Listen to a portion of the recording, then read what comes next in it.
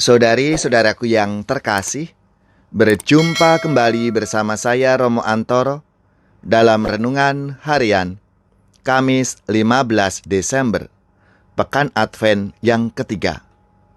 Semoga kita bersama keluarga dan komunitas kita selalu dalam keadaan baik, tetap sehat, dan bersemangat. Hari ini kita bersama-sama akan merenungkan Injil Suci menurut Lukas bab 7 ayat 24 sampai 30. Marilah kita mengawali renungan kita dengan tanda kemenangan Kristus.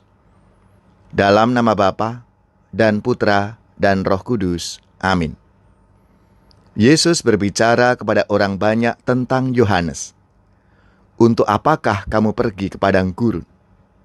Melihat buluh yang digoyangkan angin kian kemari? Atau untuk apakah kamu pergi? Melihat orang yang berpakaian halus? Orang yang berpakaian indah dan yang hidup mewah, tempatnya di istana raja. Jadi, untuk apakah kamu pergi? Melihat nabi?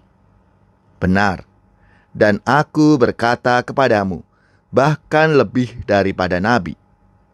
Karena tentang dia ada tertulis, lihatlah, aku menyuruh utusanku mendahului engkau, ia akan mempersiapkan jalanmu di hadapanmu.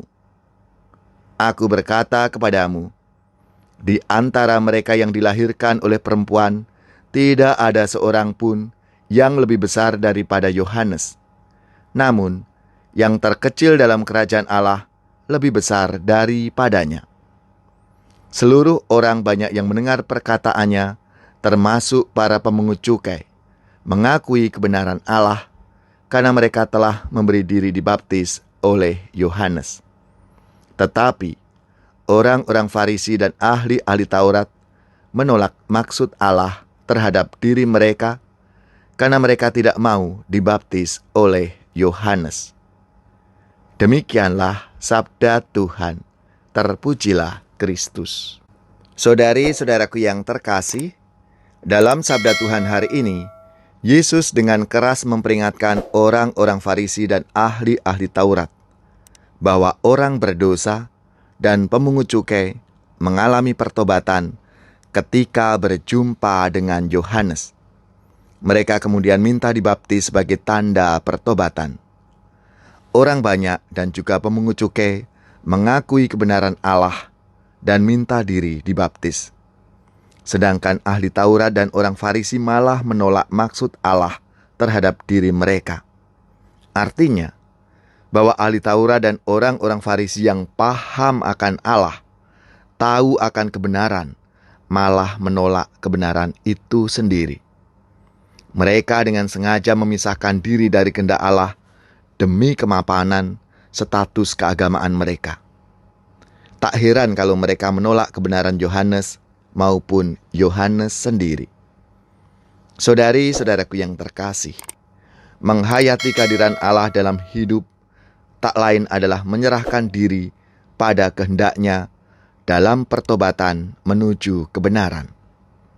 Terbuka pada seruan kenabian dari zaman ke zaman menjadi syarat sebuah perubahan. Menjadi gagal untuk menerima kebenaran dan penyerahan diri kepada kehendak Allah kalau kita punya kepentingan diri demi sebuah kemapanan. Juga ketika kemapanan itu ada dan melalui hidup keagamaan. Ketika agama dan ayat-ayat dipakai untuk kepentingan politik dan kepentingan kelompok, maka tidak ada bedanya dengan kaum Farisi. Bapa yang Maha Baik, jagalah kami untuk senantiasa mendengarkan sabda Putramu dalam membaca tanda-tanda zaman, sehingga kami diubah karena kehendak-Nya.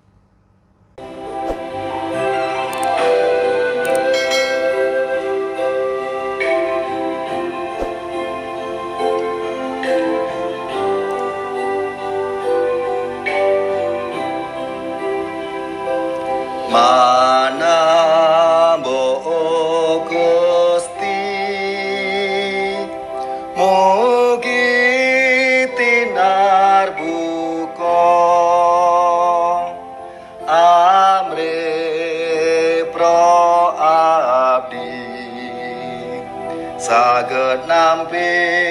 sabdo suci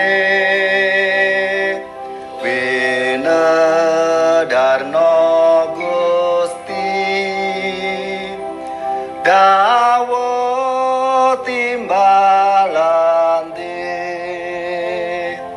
supados jiwamu tansah ondere paduka paringa daya lumantar sang sabda supados pro abdi anglampahi dawuh suci. Semoga saudara-saudari sekalian, keluarga-keluarga dan komunitas kita, orang-orang yang kita doakan, mereka yang sakit, yang menderita, seluruh tugas, belajar, pekerjaan, usaha, serta karya pelayanan kita, dibimbing, dilindungi dan diberkati oleh Allah yang Maha Kuasa, Bapa dan Putra dan Roh Kudus. Amin.